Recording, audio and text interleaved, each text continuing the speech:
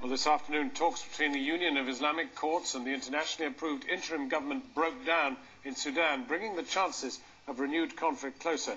I'm joined now by Ismail Khureh, the Foreign Minister of the transitional government. And your government effectively is kind of exiled from Mogadishu by Doha.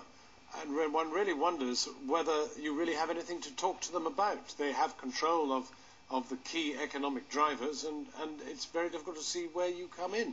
Well, in the first place, you have to understand that going to Baidoa is not an exile, it's by choice. It's the transitional federal government has made a choice to make Baidoa a temporary seat until things are going to change in Mogadishu, and until it's going to be possible for the government to be able to exercise. But the problem in Mogadishu is that you actually, may not like the force, but the fact is they have restored some sort of order in a place that was completely lawless, and it's difficult to see how you're going to dislodge them without causing even more disorder.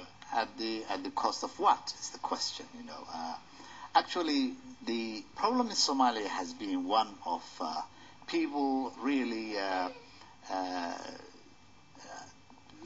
believing that government was a source of problems for them instead of actually being a source of fulfilling their needs by the dictatorial regime of the previous military government.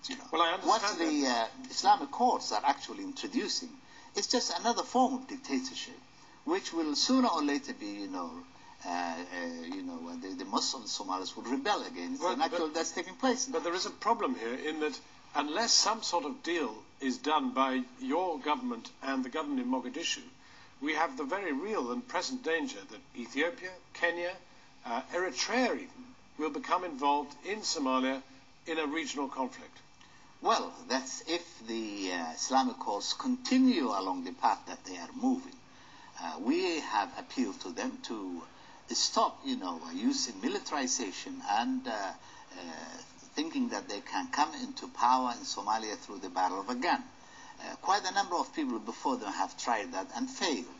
And I'm sure they're going to fail in that.